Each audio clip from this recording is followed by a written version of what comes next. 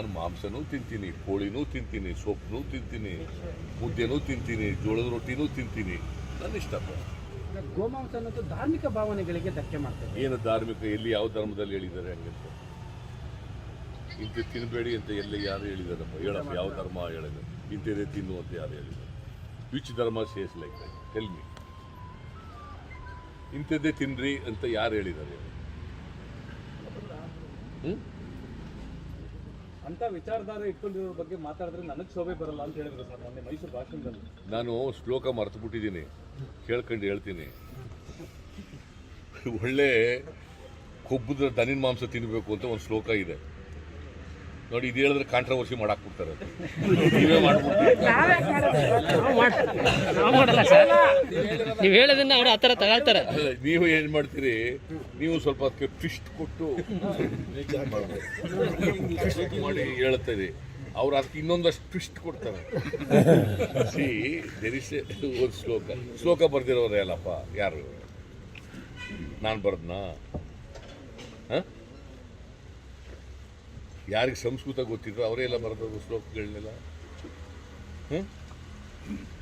ಅಲ್ಲಿ ಒಂದು ಶ್ಲೋಕದಲ್ಲಿ ಹೇಳ್ತಾರೆ, ಚೆನ್ನಾಗಿ ಕೊಬ್ಬಿರ್ತಕ್ಕಂಥ ಓರಿ ಮಾಂಸ ತಿಂದರೆ ಆರೋಗ್ಯಕ್ಕೆ ಒಳ್ಳೆಯದು ಅಂತ ಹೇಳ್ತಾರೆ. ನಾನು ಮರ್ತು ಬಿಟ್ಟಿದ್ದೀನಿ ಆ ಶ್ಲೋಕನ, ಇನ್ನೊಂದ್ಸರಿ ಬಂದು ಹೇಳ್ತೀನಿ.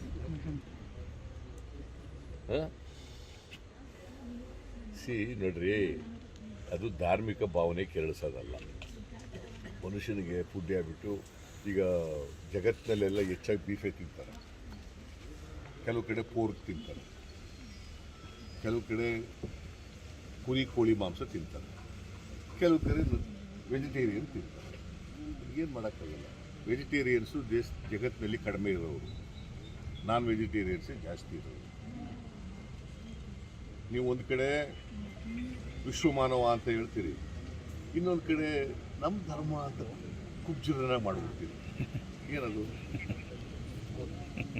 ಇಡೀ ಜಗತ್ತೇ ಒಂದು ಊರಿದ್ದಾಗೆ ಅಂತಲ್ವಾ?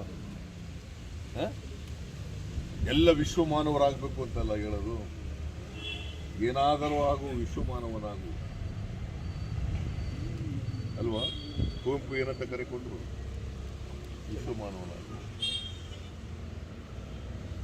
ನೀವೆಲ್ಲ ಬಿಟ್ಟೇ ಬಿಡ್ತೀರಿ. ನಾ ಯಾವ ಕಾಂಟ್ಯಾಕ್ಟ್ ನಲ್ಲಿ ಹೇಳ್ತೀರಿ ಅದು ಬಿಟ್ಬಿಡ್ತೀರಿ, ಮೇಲ್ಗಡೆ ಹಿಡ್ಕೊಂಡು ಅಲ್ಲಾಡ್ಸೋದು. ಈ ವಿಡಿಯೋ ನಿಮಗೆ ಇಷ್ಟವಾದಲ್ಲಿ ಲೈಕ್ ಮಾಡಿ, ಶೇರ್ ಮಾಡಿ, ಸಬ್ಸ್ಕ್ರೈಬ್ ಮಾಡಿ.